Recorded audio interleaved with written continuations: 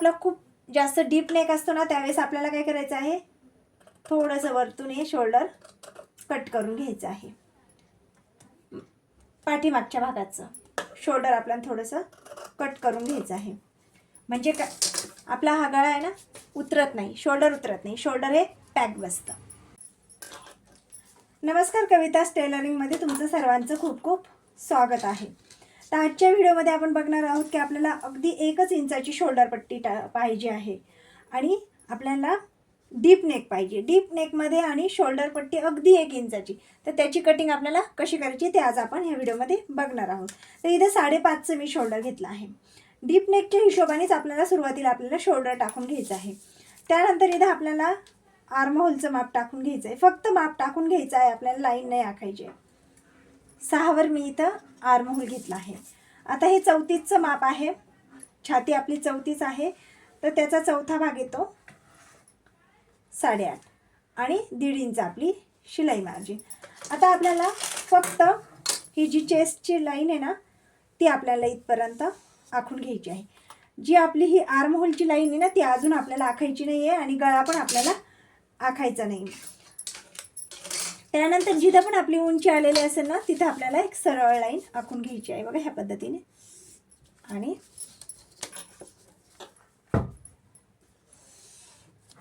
इथपर्यंत झाल्यानंतर आता आपल्याला 1 इंचाची शोल्डर पट्टी पाहिजे.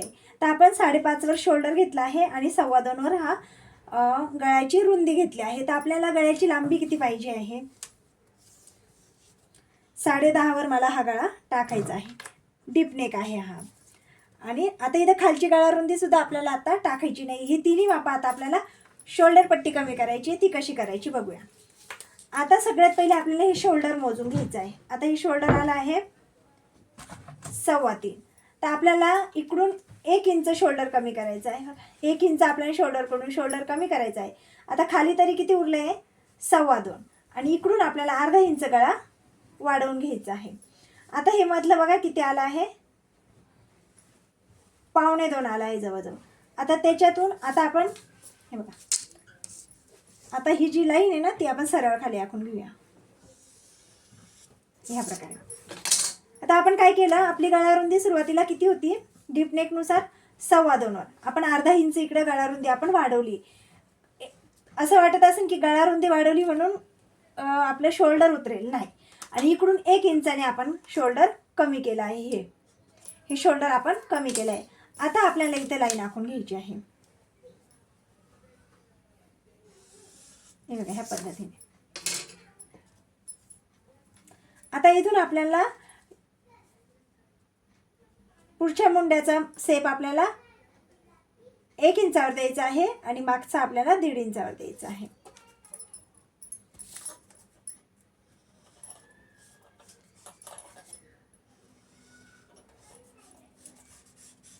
बघा आता आर्महोलचा सेप झालाय. आता आपण गळ्याला सेप देऊया.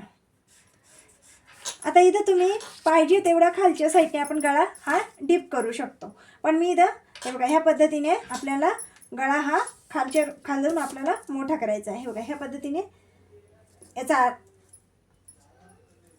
टेप हा आपल्याला मध्ये दुमटवून घ्यायचा आहे आणि इथून आपल्याला मार्क करायचा आहे. म्हणजे आपल्या इकडं फक्त इथपर्यंतच आपला गळा मोठा झाला पाहिजे, इकडं गळा आपला बाहेर नाही गेला पाहिजे म्हणून. हे बघा ह्या पद्धतीने इथून इकडं आपला गळावरती नाही गेला पाहिजे बाहेर. हे बघा.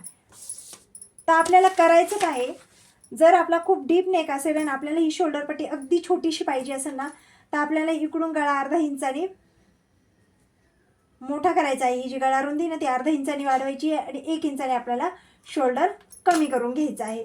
म्हणजे ही शोल्डर पट्टी आपली कमी होऊन जाते. आता हे शोल्डर जर 5चं असतं तर त्याच्यातही आपण तेच केलं असतं. गळा रुंदी आपली इथं 2ची टाकली असती आपण डीप नेकमध्ये. इथं अर्धा इंच आपण गळा रुंदी वाढवली असते, इकडून 1 इंच आपण शोल्डर कमी केलं असतं. आता याची मी कटिंग करून दाखवते की आपलं शोल्डर हे किती कमी झालं आहे. काय होतं ना, जेव्हा आपल्याला शोल्डर पट्टी कमी पाहिजे असते ना, तर आपण फक्त शोल्डर कमी घेतो आणि त्याने काय होतं माहिती का, गळा हा पूर्णपणे खेचला जातो. समोरच्या साईडनी पण आणि मागच्या साईडने तर व्यवस्थित येतो, पण समोरच्या साईडनी गळा खूप जास्त खेचला जातो. त्यामुळे कधी पण आपण गळारुंदी थोडीशी वाढवून घ्यायची आहे आणि शोल्डरकडून पण कमी करायचं आहे.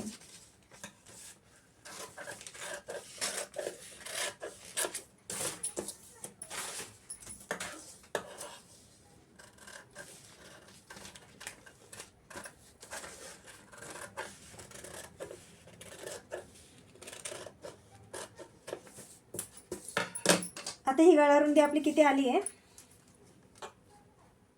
हे बघा, 1.25 आली आहे. आता आपलं इकडून थोडंसं असं शिवण्यात जाणार बाही जोडण्यामध्ये आणि इकडून आपलं पॉयपिनमध्ये. तर बघा बराबर 1 इंच आणि 1 लाईनची आपली ही शोल्डर पट्टी आपली तयार होणार आहे शिवल्यानंतर. पुढच्या मुंड्याला पण आपण कट करून घेऊया.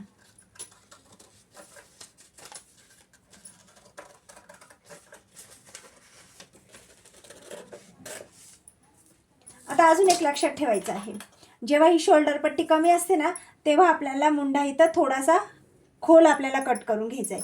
कारण आहे ना आपल्याला इकडून जास्त दाबाव, आपल्याला इकडून सरळ दाबावं लागणार आहे. जर तुम्ही मुंडा कमी घेतला आणि इथं जास्त दाबलं गेलं ना तर हे जो आहे ना हा भाग जास्त खेचला जाईल. आता हे आपण मागच्या गळ्याची कटिंग केली, जास्त करून पुढच्या गळ्यामध्ये इथं खेचल्यासारखं होतं. त्यामुळे कधी पण आपल्याला हे गळारुंदी पण कमी करायची आहे आणि शोल्डरकडून पण कमी करायचं आहे आणि मुंडा आपल्याला थोडासा खालून असा कट करून घ्यायचा आहे.